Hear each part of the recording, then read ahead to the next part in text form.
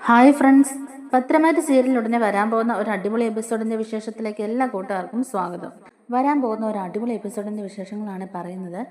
അതെന്താന്ന് വെച്ചാൽ അനന്തപുരിയിൽ അനിയുടെയും അവന്തികയുടെയും വിവാഹ നിശ്ചയം നടത്താനുള്ള തയ്യാറെടുപ്പുകളെല്ലാം തുടങ്ങിയിരിക്കുകയാണ്.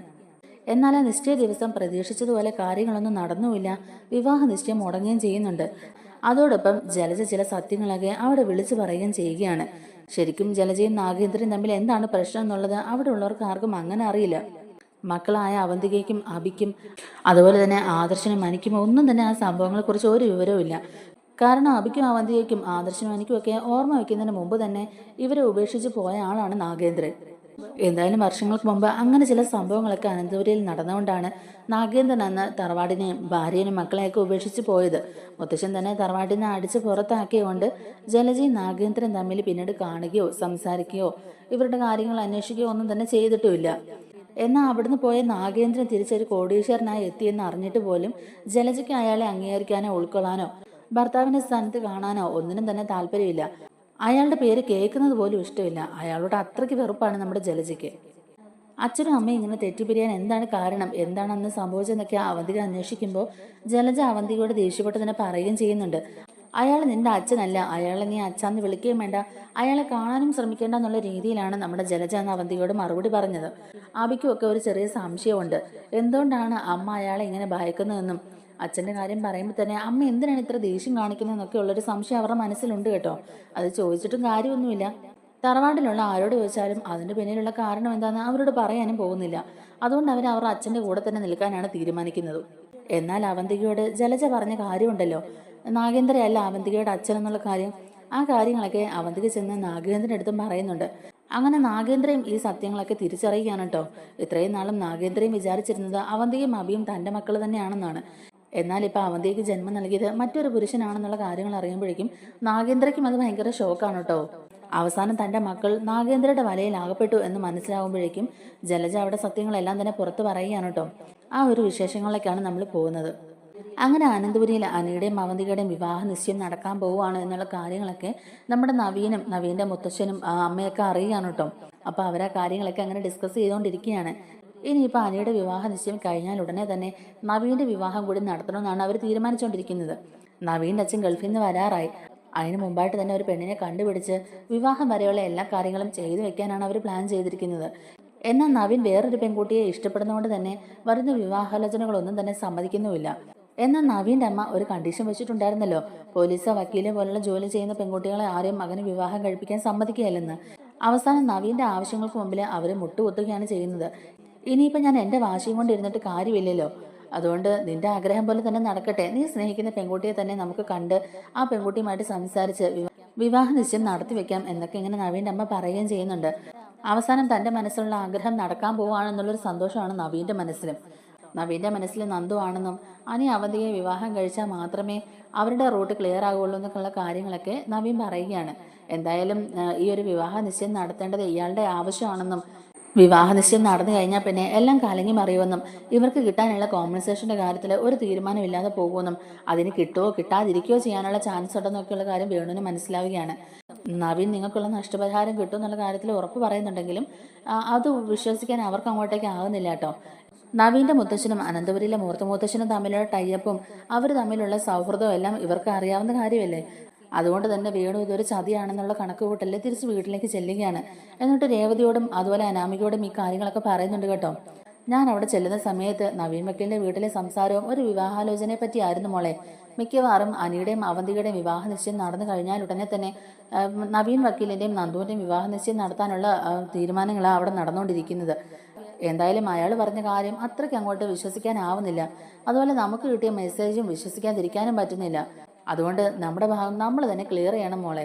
ഇതിന് ഇങ്ങനെ വിട്ടാൽ പറ്റില്ല. വിവാഹ നിശ്ചയം നടന്നു കഴിഞ്ഞാൽ അവരുടെ റൂട്ടൊക്കെ ക്ലിയർ ആകും. പിന്നെ കറിവേപ്പില പോലെ നമ്മളെ എടുത്ത് കളയാനല്ലേ അവർ നോക്കുകയുള്ളൂ. ആ സമയത്ത് അവർ ഒറ്റക്കെട്ടാകും. നമ്മളെ അന്ന് അവർ കോടതിയിലിട്ട് എന്തോരം ബുദ്ധിമുട്ടിച്ചതാ, എന്തോരം നാണം കെടുത്തിയതാ, അതൊക്കെ നമുക്ക് ഓർമ്മയുണ്ടല്ലോ മോളെ. അതുകൊണ്ട് ഇങ്ങനൊരു പ്രലോഭനങ്ങളിൽ നമ്മൾ വീഴാതിരിക്കുന്ന നല്ലത്. എന്തായാലും ഈ വിവാഹ നിശ്ചയം നടത്താൻ നമ്മൾ സമ്മതിക്കരുത് മോളെ. എന്തായാലും നമുക്ക് കിട്ടാനുള്ള നഷ്ടപരിഹാരം കിട്ടിയതിന് ശേഷം മാത്രം അവൻ വേറെ വിവാഹ നിശ്ചയം നടത്തിയാൽ മതി, വേറെ വിവാഹം കഴിച്ചാൽ മതി. ഇപ്പം നമ്മളോട് സൗഹൃദം കാണിച്ച് നമ്മുടെ കൂടെ നിൽക്കുന്ന ആരും നമുക്ക് വിശ്വസിക്കാൻ പറ്റില്ല മോളെ. അതുകൊണ്ട് നാളെ തന്നെ നമുക്ക് ആ വിവാഹ നിശ്ചയം മുടക്കണം. നമുക്ക് അവനെതിരെ കേസ് കൊടുക്കണം. നമ്മൾ പോലീസ് സ്റ്റേഷനിൽ കംപ്ലൈന്റ് ചെയ്താൽ പിന്നെ ആ വിവാഹ നിശ്ചയം നടക്കില്ലല്ലോ എന്നൊക്കെ ഇങ്ങനെ അവർ ആലോചിച്ചൊരു തീരുമാനം എടുക്കുകയാണ് കേട്ടോ. പിന്നെ വിവാഹ നിശ്ചയം പറഞ്ഞതുപോലെ നടക്കാതെ വരുമ്പോഴേക്കും അത് മൂർത്തിക്കും കുടുംബത്തിനും വലിയൊരു നാണക്കേടാകും. അങ്ങനെയുള്ളപ്പം അവർ ഈ നഷ്ടപരിഹാരത്തെക്കുറിച്ച് ചിന്തിക്കും മോളെ. അവർ നമ്മുടെ വഴിക്ക് തന്നെ വരികയും ചെയ്യും എന്നൊക്കെ ഇങ്ങനെ വീണും അനാമയും കൂടി തീരുമാനം എടുക്കുകയാണ് കേട്ടോ. അങ്ങനെ നിശ്ചയ ദിവസം രാവിലെ അനിയും അവന്തിയൊക്കെ റെഡിയായി താഴേക്ക് ഇറങ്ങി വരികയാണ് കേട്ടോ. എല്ലാവരും ഭയങ്കര സന്തോഷത്തിലാണ്. എങ്ങനെയെങ്കിലും ഈ വിവാഹ നിശ്ചയം മുടങ്ങണം, അത് മാത്രമേ ഉള്ളൂ നവ്യയുടെ മനസ്സിൽ. അവന്തികയെക്കുറിച്ച് അഭി പറഞ്ഞ കാര്യങ്ങളെല്ലാം നവ്യ ഇടയ്ക്കിടെ ഓർക്കുകയും ചെയ്യുന്നുണ്ട്. ഈ വിവാഹ നിശ്ചയം മുടക്കാൻ വേറൊരു മാർഗവും ഇല്ലല്ലോ ഈശ്വര. അവന്തികയെ പോലെ ഒരു പെണ്ണിന്റെ കഴുത്തിൽ ഒരിക്കലും അനിയെപ്പോലെ ഒരു പയ്യൻ താലി കെട്ടാൻ പാടില്ല. അനി ഒരു പാവമാണ്, അവന്റെ മനസ്സിൽ ഒരു കള്ളത്തരവും ഇല്ല. അതുപോലെ തന്നെ എൻ്റെ നന്ദുവും അനിയും തമ്മിലുള്ള ഇഷ്ടം അതിപ്പോഴും പഴയതുപോലെ തന്നെ. അവർ രണ്ടുപേരും ഭയങ്കര സ്നേഹത്തിലാണ്. അവർ രണ്ടുപേരുമാണ് ഒന്നിക്കേണ്ടത്. അവരുടെ വിവാഹ നിശ്ചയമാണ് നടക്കേണ്ടത്. അല്ലാതെ കളവും ചതിയും വഞ്ചനയൊക്കെ മനസ്സിൽ കൊണ്ട് നടക്കുന്ന ഇവളെപ്പോലെ ഒരുത്തി അല്ല അവന്റെ ഭാര്യയായിട്ട് വരേണ്ടത്. അനിയും നന്ദുവാണ് ഒന്നിക്കേണ്ടത്. അവരുടെ സ്നേഹമാണ് ഇവിടെ പൂവണിയേണ്ടത്. അതിനുവേണ്ടി എന്തെങ്കിലും ചെയ്തേ പറ്റുള്ളൂ. ഇനി കുറച്ച് സമയം കൂടിയേ ഉള്ളൂ. അത് കഴിഞ്ഞാൽ ഉടനെ ഇവരുടെ വിവാഹ നിശ്ചയമാണ്. വിവാഹ നിശ്ചയം നടന്നു കഴിഞ്ഞാൽ പിന്നെ ഇവര് വിവാഹം നടത്തിയേ അടങ്ങുള്ളൂ. വിവാഹ നിശ്ചയം പാതി വിവാഹമാണെന്നാണല്ലോ ഇവിടെയുള്ള കാരണവരുൾപ്പെടെ എല്ലാവരും പറയുന്നത്. അങ്ങനെയുള്ളപ്പം ഈ വിവാഹ നിശ്ചയം നടന്നാൽ ഉറപ്പായും അത് വിവാഹത്തിലെത്തും. ഈ വിവാഹ നിശ്ചയം നടന്നാൽ വിജയിക്കുന്നത് അവന്തികയും അഭിയും ആ നാഗേന്ദ്രയും ഡേവിഡും ഒക്കെയാണ്. അതൊരിക്കലും നടക്കാൻ പാടില്ല. ഇനി ഈ തറവാട്ടിൽ എന്തൊക്കെ പ്രശ്നങ്ങൾ ഉണ്ടായാലും ഈ വിവാഹ നിശ്ചയം നടക്കാൻ പാടില്ല എന്നൊക്കെ നവി ഇങ്ങനെ ഉറച്ച തീരുമാനം എടുക്കുകയാണ്. എന്നാൽ ഈ വിവാഹ നിശ്ചയം മുടക്കാൻ അനാമയ്ക്ക് മാത്രമേ ഇപ്പോൾ കഴിയുള്ളൂ. അവക്കാണെങ്കിൽ കഴിഞ്ഞ ദിവസം ഒരു മെസ്സേജ് അയച്ചിട്ട് അതിനൊരു റീപ്ലൈ ഇല്ല, അവരോട്ട് റെസ്പോൺസ് ചെയ്തുമില്ല. ഈ വിവരം അറിഞ്ഞ അവരിവിടെ വന്ന് പ്രശ്നം ഉണ്ടാക്കുമെന്നൊക്കെയാണ് ഞാൻ വിചാരിച്ചത്. ഇത്രയും നേരമായിട്ടും അവരെന്താ ഇങ്ങോട്ടേക്ക് വരാത്തത്? ഇതേപ്പറ്റി അവരെന്താ അന്വേഷിക്കാത്തത്? അങ്ങനെയുള്ള കാര്യങ്ങളൊക്കെ വേണുവും അയാളുടെ കുടുംബമൊക്കെ ഓടിയെത്തേണ്ടതാണല്ലോ. എന്നിട്ടും അവരെന്തുകൊണ്ടായിരിക്കും വരാത്തത്? എന്തായാലും ഒരു മെസ്സേജും കൂടി അയച്ചു നോക്കാം എന്നൊക്കെ പറഞ്ഞുകൊണ്ട് തന്നെ വീണ്ടും നവ്യ അനാമിയുടെ ഫോണിലേക്ക് മെസ്സേജ് അയക്കുകയാണ് കേട്ടോ. ഈ വിവാഹ നിശ്ചയം ഒരു ചതിയാണെന്നും ഈ വിവാഹ നിശ്ചയം നടന്നു കഴിഞ്ഞാൽ പിന്നെ നിങ്ങൾക്ക് കിട്ടാനുള്ള നഷ്ടപരിഹാരം കിട്ടാൻ പോകുന്നില്ലെന്നും ഒക്കെ പറഞ്ഞുകൊണ്ട് അതുകൊണ്ട് ഇനി വളരെ അതുകൊണ്ട് കാര്യമായിട്ട് ഇടപെട്ടില്ലെങ്കിൽ നഷ്ടം നിങ്ങൾക്ക് മാത്രമായിരിക്കും എന്നൊക്കെ പറഞ്ഞുകൊണ്ട് വീണ്ടും ഒരു മെസ്സേജ് അയക്കുകയാണ്. അപ്പോൾ അനാമികയുടെ ഫോണിലേക്ക് ഈ ഒരു മെസ്സേജ് വരുമ്പോഴേക്കും തന്നെ അനാമിക വീണ്ടും അത് വേണുവിനെയും രേവതിയും കാണിക്കുകയാണ് കേട്ടോ. അച്ഛാ ഇത് നോക്കിക്കേ, വീണ്ടും ഒരു അജ്ഞാത മെസ്സേജ് വന്നേക്കുന്നു. അനന്തപുരിയിൽ വിവാഹ നിശ്ചയം ഉടനെ നടക്കുമെന്നും ഇപ്പൊ നിങ്ങൾ ഇടപെട്ടില്ലെങ്കിൽ ഇത് നിങ്ങൾക്ക് തീരാ നഷ്ടമായിരിക്കും എന്നൊക്കെ പറഞ്ഞ മെസ്സേജ് വന്നേക്കുന്നത്. അതുകൊണ്ട് എന്തെങ്കിലും ചെയ്തേ പറ്റുള്ളൂ അച്ഛാ. നമുക്ക് ഒരു കാര്യം ചെയ്യാം, ഇപ്പൊ തന്നെ സ്റ്റേഷനിലേക്ക് പോയി ഒരു പരാതി കൊടുത്തിട്ട് എന്നിട്ട് നമുക്ക് നേരെ അനന്തപുരിയിലേക്ക് ചെന്നാലോ എന്നൊക്കെ ഇങ്ങനെ ചോദിക്കുകയാണ് അനാമിക. അപ്പോൾ വേണു പറയുന്നുണ്ട്, അതിനെന്താ മോളെ, ഞാൻ അക്കാര്യം മോളോട് പറയാൻ വരികയായിരുന്നു. ഇനിയിപ്പോൾ എന്തായാലും രണ്ടിലൊന്നും അറിഞ്ഞിട്ടേ കാര്യമുള്ളൂ.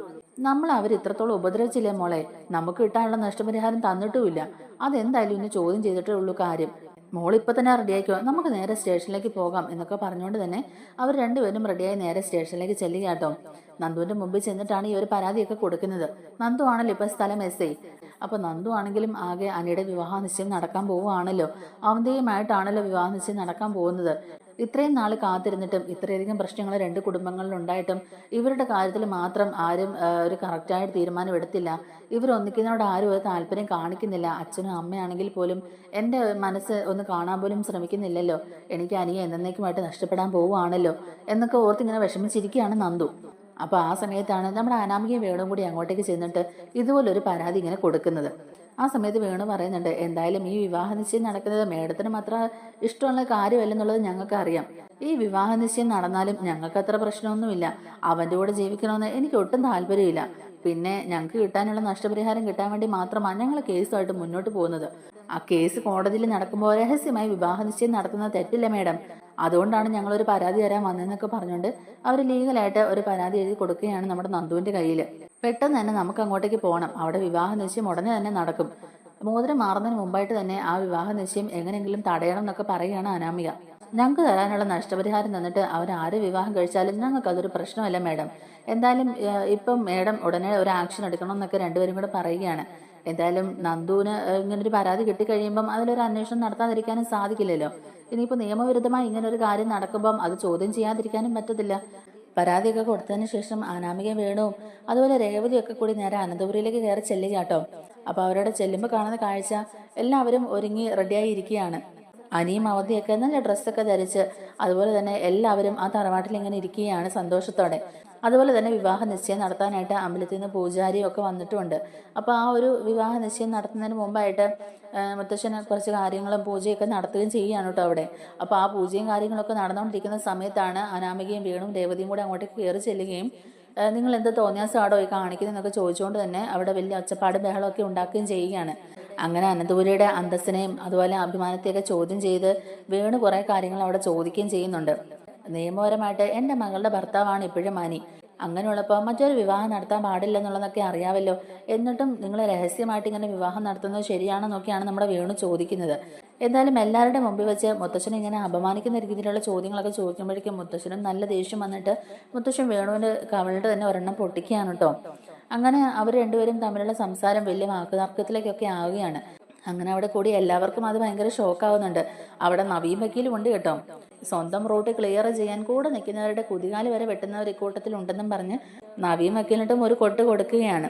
അങ്ങനെ അനന്തപുരിയിലുള്ള എല്ലാവരുടെയും മുമ്പിൽ വെച്ച് മുത്തശ്ശനെ അവഹേളിച്ച് സംസാരിക്കുകയാണ് വേണു. ആ ഒരു സമയത്ത് അവന്തികയ്ക്ക് നല്ല പേടിയാവുന്നുണ്ട്.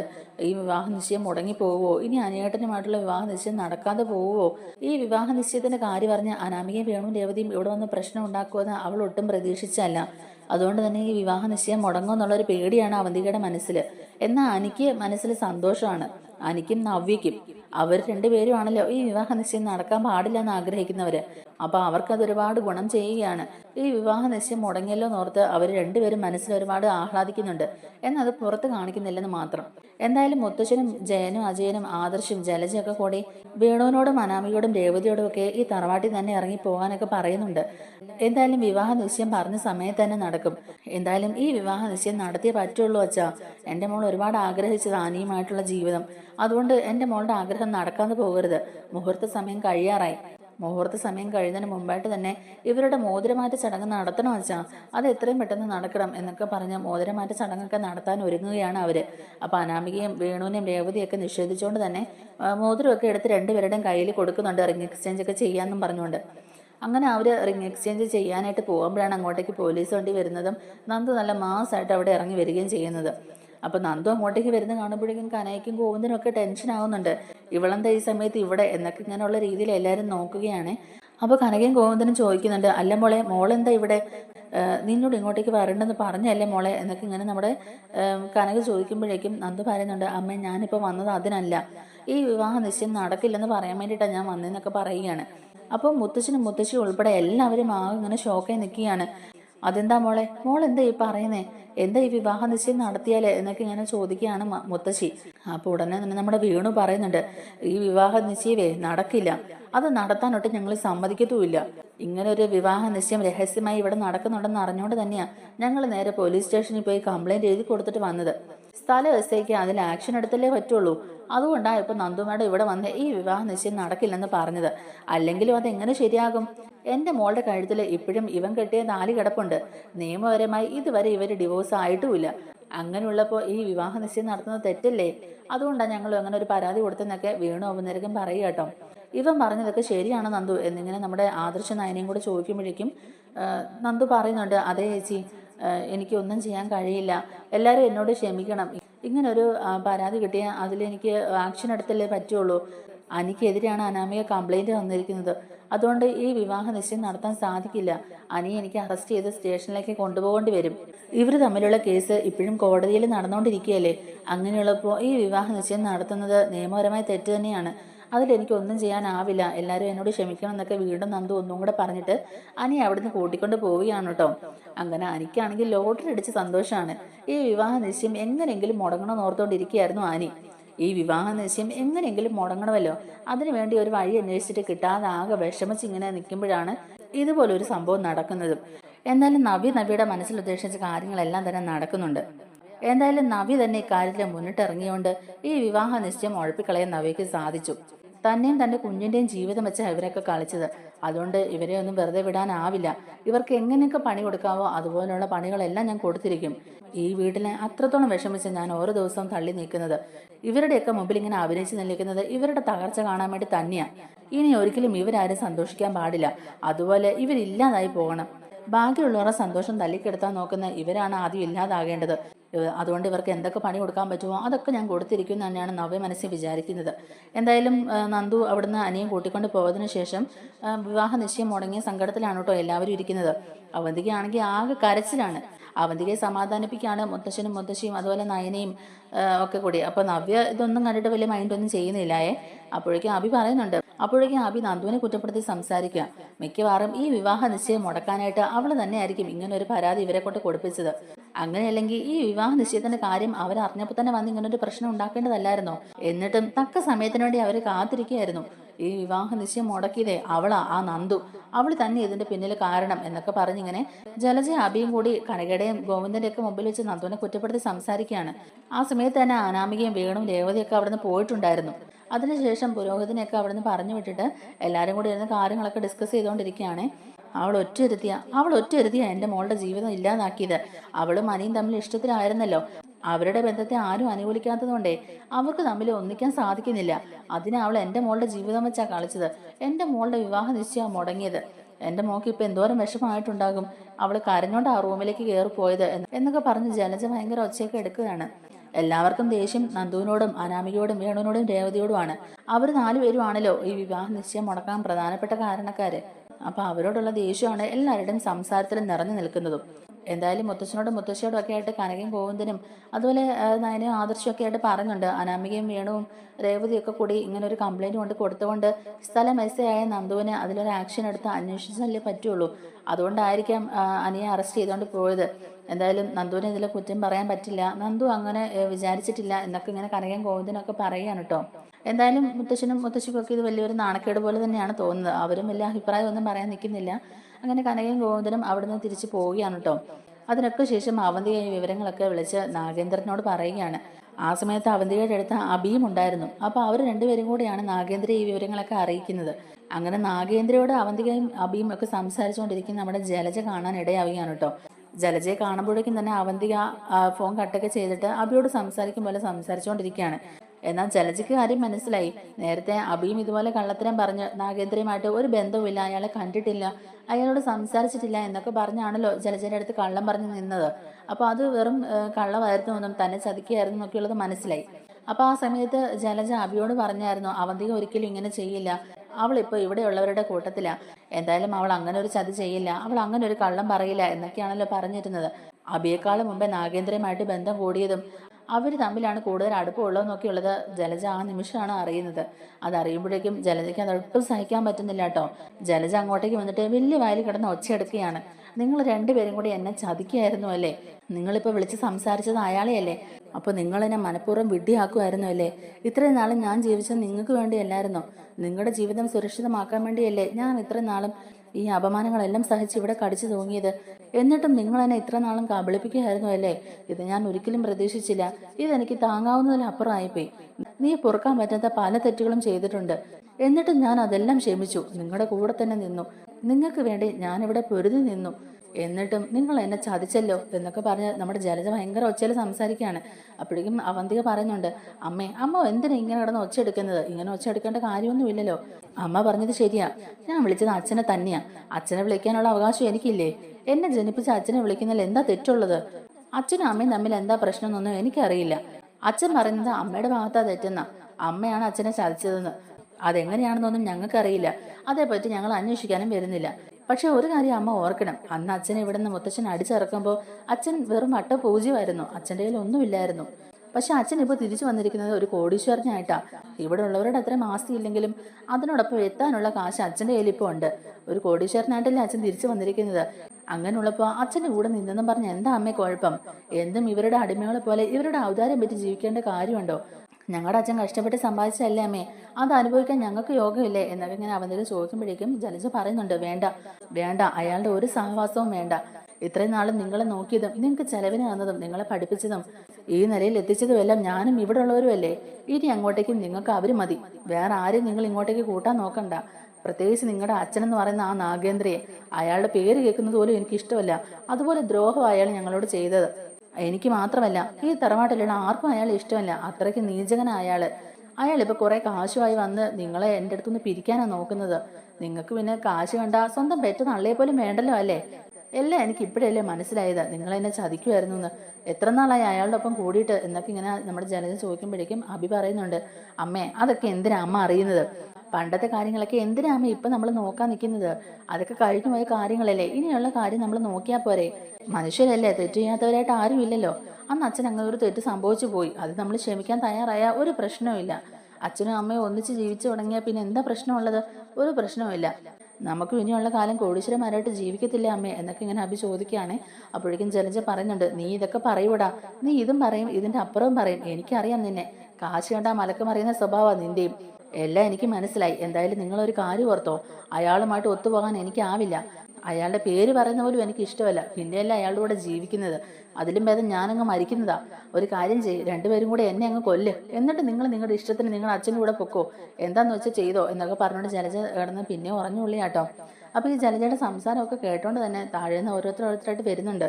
ആദ്യം ആദർശ് നയനയും അതുപോലെ നവ്യയും മുത്തശ്ശനും മുത്തശ്ശിയും ജാനകിയും ജയനും അജയനും ദേവയാനും എല്ലാവരും എത്തുകയാണ്. അവരെല്ലാവരും തന്നെ ഈ വിവാഹ നിശ്ചയം മുടങ്ങിയ സങ്കടത്തിൽ ഇങ്ങനെ നിൽക്കുകയാണ്. ആ സമയത്താണ് ജലജ ഇവിടെ കിടന്ന് കയറ് പൊട്ടിക്കുന്നതും. എന്തായാലും ബാൽക്കണിയിലോട്ട് ഇവരെല്ലാരും കൂടെ വരുന്നത് ഇവരെ ശ്രദ്ധിക്കുന്നുമില്ല. ജലജ പറയുന്നുണ്ട്, ഇനി എന്തൊക്കെ സംഭവിച്ചെന്ന് പറഞ്ഞാലും നിങ്ങൾ അയാളെ വിളിക്കാനോ അയാളെ കാണാനോ അയാളുടെ കൂടെ മിണ്ടാനോ നിന്നേക്കരുത്. അങ്ങനെയാണെങ്കിൽ ഈ അമ്മയെ നിങ്ങളങ്ങ് മറന്നേക്കണം എന്നൊക്കെ ഇങ്ങനെ പറയുമ്പോഴേക്കും അവന്തിക പറയുന്നുണ്ട്, അമ്മ ഈ പറയുന്നതിൽ എന്ത് ന്യായമാ ഉള്ളത്? ഞങ്ങളുടെ അച്ഛനെ ഞങ്ങൾക്ക് കാണണ്ടേ, മിണ്ടണ്ടേ? ഇത്രയും നാളും അച്ഛന്റെ സ്നേഹവും വാത്സല്യം കിട്ടാതെയല്ലേ ഞങ്ങളും ജീവിച്ചത്. ഇനിയെങ്കിലും ഞങ്ങൾ അച്ഛന്റെ സ്നേഹമൊക്കെ അനുഭവിച്ച് ജീവിക്കണ്ടേ?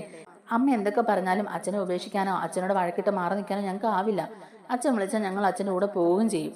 അച്ഛനെ തള്ളി പറയാൻ ഞങ്ങൾക്ക് ആവില്ല. എന്തായാലും അറിഞ്ഞിടത്തോളം അച്ഛൻ്റെ ഭാഗത്ത് തെറ്റൊന്നുമില്ല, അമ്മയുടെ ഭാഗത്താ തെറ്റെന്നാണ് എനിക്ക് മനസ്സിലായത്. അങ്ങനെയുള്ളപ്പോൾ ഞങ്ങൾ എന്തിനാണ് അച്ഛനെ വെറുക്കുന്നത്?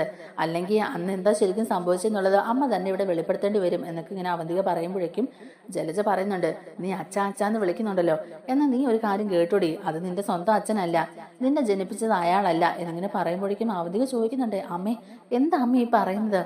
അബിക്കും ആകെ ഷോക്കാവുകയാണ്. എന്നാൽ ഇത് കേട്ടോണ്ട് നിൽക്കുന്ന ബാക്കി എല്ലാവരും ഇങ്ങനെ ആകെ അന്താളിച്ച് നിൽക്കുകയാണ്. അപ്പോഴേക്കും ജലജ പറയുന്നുണ്ട്, അതേടി, അയാൾ നിന്റെ അച്ഛനല്ല, അയാൾക്കുണ്ടായ മകളല്ല നീ.